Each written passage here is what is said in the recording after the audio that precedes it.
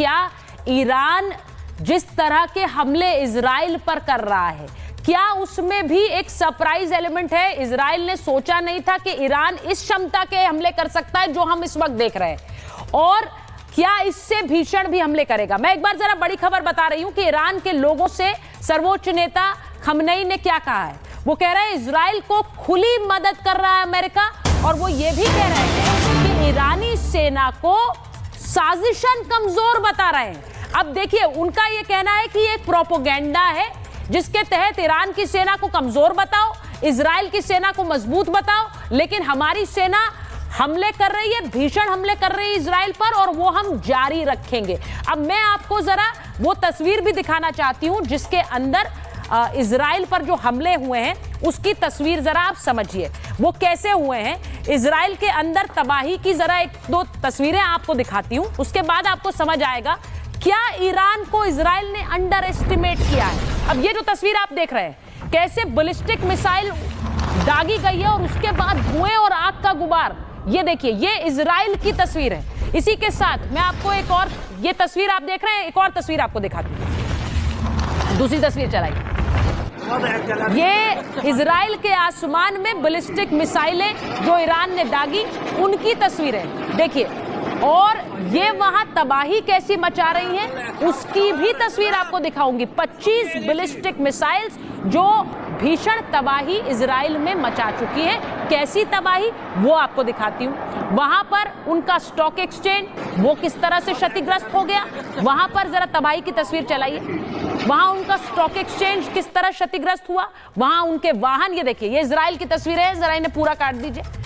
रिहायशी इलाके पूरी तरह से ध्वस्त हो चुके हैं। कितनी बिल्डिंग्स ऐसी हैं जो ध्वस्त हो चुकी हैं। ये इजराइल के अंदर की तस्वीर है। अगर कोई ना बोले तो शायद ये लगेगा कि इजराइल ये भीषण हमला ईरान पर कर रहा है, लेकिन इजराइल को भी मार पड़ रही है। अब मैं इससे जुड़ी बात संदीप जी आपसे पूछ रही हूं, क्या इजराइल ने ईरान को अंडर एस्टिमेट किया है? जी, आप सही कह रही हैं कि सिर्फ इजराइल ही नहीं, इवन अमेरिका ने भी अंडरस्टिमेट किया था। और जो अभी आप बता रही थी किस तरीके से ट्रंप ने अपनी सेना को एक्टिवेट किया है, स्पेशली जो मिलिट्री एयरबेसेस हैं जितने भी मिडिल ईस्ट पर है, तो एक तरह से जब ये पहला एक संकेत मिल चुका है अमेरिका को, स्पेशली ट्रंप की बात कर रहा हूँ, कि अब इजराइल जो है अपने दम पर फेस नहीं कर सकता है ईरान को, और इजराइल का विश्वास टूटा, बैकफुट पर आया, और जो एक ऑफेंसिव मोड था इजराइल का वो खत्म हुआ, जैसे भी आपने भी चित्र दिखाया। सबसे बड़ी बात यह है कि इसी दौरान जिस तरीके के आसिम मुनीर और ट्रंप की जो मुलाकात हुई, और अभी हमने देख रहे थे कि जो ईस्टर्न बॉर्डर है ईरान का, तो एक तरह से साइकोलॉजिकली देखिए, सच में फैक्ट ये है कि ऐसा कुछ नहीं होने वाला है कि पाकिस्तान पूरा अपना कॉरिडोर दे देगा ईरान पर अटैक करने के लिए, लेकिन एक साइकोलॉजिकली दबाव बनाने के लिए ये जो लंच दिया गया आसिम मुनीर को कि देखिए जो 909 किलोमीटर की जो सीमा लगती है ईरान के साथ थे, तो यहाँ भी हम अपने ट्रूप्स भेजेंगे और यहाँ से ईरान को कमज़ोर करेंगे। ये उस पाकिस्तान के लिए है जिसकी संसद पर पाकिस्तान के डिफेंस मिनिस्टर ने, ख्वाजा आसिफ ने कहा था कि यदि वक्त पड़ा तो हम अपना न्यूक्लियर बम इजराइल पर फेंकेंगे। तो मुझे लगता है कि इस तरह का जो एक नैरेटिव्स बन रहा था ब्रदरहुड का, अमेरिका ने उसको तोड़ा, पहला। दूसरा ये है कि अब अमेरिका को ये लग गया है कि यदि मैं पोस्चरिंग नहीं किया, पहले तो स्टेटमेंट से पोस्चरिंग हुई, और वो स्टेटमेंट से पोस्चरिंग जब काम नहीं आई, तो आज हम देख रहे हैं कि 50,000 के जो ट्रूप्स अमेरिका के हैं और जो सारे मिडिल ईस्ट पर हैं, स्पेशली यदि बॉर्डर की बात करूं ईरान की, तो वो सारे एक्टिव हैं। तो एक तरह से ईरान पर पूरी तरह से साइकोलॉजिकल प्रेशर बनाने की ये कवायद है कि कहीं ना कहीं ईरान को जोड़े। लेकिन सच्चाई इस बात की है, जब तक ग्राउंड में आकर के, जब तक अमेरिकन ट्रूप्स ग्राउंड में आकर के ईरान से आमना सामना नहीं करेंगे, तब तक ईरान एयर सुपरियोरिटी जो थी इजराइल अमेरिका की, उसे ईरान ने तोड़ा। जब तक वो ये नहीं करेंगे, रोबिंदर जी ने कहा कि मुझे नहीं लगता है कि अमेरिका अपने ट्रूप्स उतारेगा। देखिए, ये भी अब ये जो संशय बना हुआ है, ये किसी को समझ नहीं आ रहा है। किसी को लग रहा है अमेरिकी ट्रूप्स उतरेंगे, क्यों? मैंने इसीलिए वो नंबर दिखाया कि अमेरिका के जो ट्रूप्स हैं, जो सेना है, और जो मध्य पूर्व के देशों में जो सेना है वो कैसे हाई अलर्ट पर है, मैंने इसीलिए दिखाया। मैं आपको ये भी दिखा रही हूं कि ईरान ने करीब 30 बैलिस्टिक मिसाइलें इजराइल पर दागी हैं। इजराइल के 4 शहरों को उसने निशाना बनाया।